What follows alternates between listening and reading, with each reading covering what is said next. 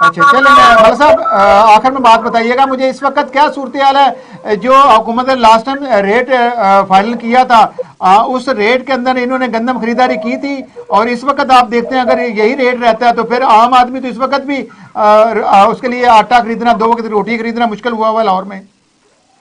جی شکریہ. دیکھیں ہم بھی یہی چاہتے ہیں کہ اصل ہمارا مقصد یہ ہے کہ اس ملک کا کوئی شہری بھوکا نہ سوئے.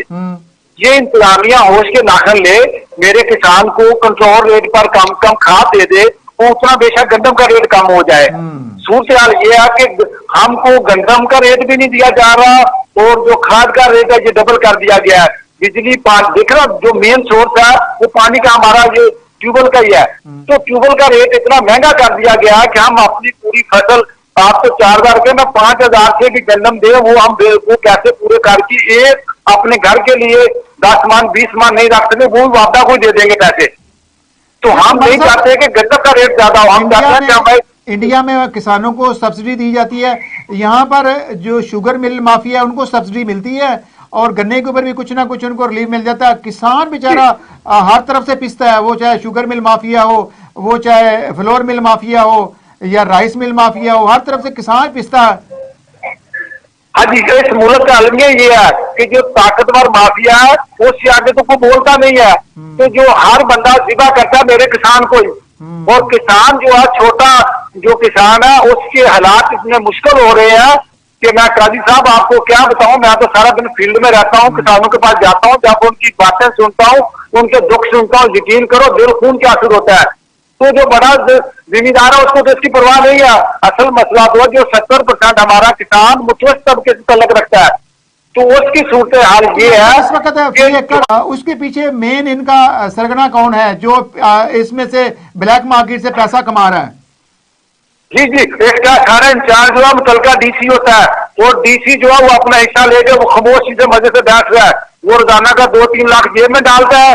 کسان جائے باہر میں اس میں کوئی پرواہ نہیں ہے. وہ کہتے ہیں محکمہ زراعت کو جس طرح یہ بھی محکمہ زراعت کو سارا دن اس کام سے لگا دیا ہے, کوئی ریسرچ نہیں, کوئی جا کے دیکھا نہیں جا رہا گندم کی پیلے ہو رہے ہیں پتی ان کو کیا چاہیے, کوئی پرواہ نہیں. وہ ان کی ڈیوٹیاں وہاں لگا دی اور وہاں سے منتری نیچے سے جا رہی ہے. یہ جتنی بڑی بڑی کھاد کی فیکٹریاں ہیں سندھ میں, ان کو اب کھاد آپ دیکھیں رات کو گیس 9-10 بجے بند ہو جاتی ہے. ان بڑی بڑی فیکٹریوں کو کھاد فراہم کی جا رہی ہے تاکہ وہ سستی کھاد فراہم کر سکیں. کھاد پیچھے سے سرکاری ریٹ پر آ رہی ہے, بلیک کیسی ہو رہی ہے. آگے جتنے ڈیلر بیٹھے ہوئے ہیں ان ڈیلروں کے ساتھ انتظامیہ کا گٹھ جوڑے, آپ یہ کہنا چاہ رہے ہیں؟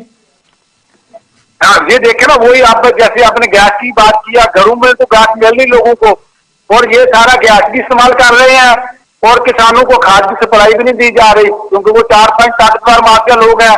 میرے کسان کے پاس موٹر سائیکل ہے وہ قسطوں کا, اور ان لوگوں نے اپنے ہیلی کاپٹر خرید رکھے ہوئے ہیں, جہاز زیادہ خرید رکھے ہوئے ہیں, ان کا کوئی پوچھنے والا نہیں ہے, کوئی احتساب کرنے والا نہیں ہے. یہ دیکھیں یوریا کا خرچہ کیا ہوتا ہے, یہ صرف آکسیجن ہوا سے بنتی ہے. بالکل, تو کوئی پوچھنے, بالکل قاضی صاحب کسان کو کوئی پوچھنے والا ہی نہیں ہے. اس معاشرے میں کسان کو ہم تو یہ کوشش دن رات کر رہے ہیں کہ کم کم ہم کو انسان مان لے, یہ تو ہمیں انسان بھی نہیں مان رہے. اچھا, کسانوں کا میں نے دیکھا ہے المیہ یہ ہے کہ آپ لوگوں کا جو نمائندہ تھا وہ جاگیردار تھا, سرمایہ دار تھا. اب پہلی دفعہ آپ کو موقع مل رہا ہے, اگر کسان اتحاد الیکشن میں جاتی ہے اور کسان جاگیردار کی بجائے موروثی سیاست کی بجائے آپ لوگوں کو الیکٹ کرتے ہیں, تو پھر آپ سمجھتے ہیں کہ آپ کسانوں کے مسئلے اجاگر کریں گے, ان کے لیے سبسڈی اور باقی چیزوں کے لیے ڈیمانڈ کریں گے انتظامیہ سے؟ انشاءاللہ ہمارا یہی مشن ہے. تمام جو کسان جاگ چکے ہیں ان کا مشن یہ ہے کہ اس ملک کو خوشحال بنایا جائے. اندر جو مسائل ہے وہ جو چھوٹا کسان ہے وہی جانتا ہے کہ ان کے مسئلے کیا ہیں, اور ہمارا یہ مشن ہے کہ اس ملک کی جب زراعت بہتر ہوگی تو یہ ملک خود خوشحال ہو جائے گا. اور انشاءاللہ ہمارا یہ مشن ہے اس ملک کو خوشحال کریں گے. اور پاک آرمی کا ہم بہت مشکور ہے کہ انہوں نے ہمارے اس پروگرام میں بہت ساری باتیں ہوئی, لیکن ان پہ عمل درآمد کرانا بھی ان کی ذمہ داری ہے. اور ہم انشاءاللہ اس وقت 2 ہی دیکھیں نا, پاک فوج جو ہماری سرحدوں کی حفاظت کرتی ہے, ملک میں چیلنج جو ہوتے ہیں ان کو مقابلہ کرتی ہے, جس کی وجہ سے ہم چین سے سوتے ہیں.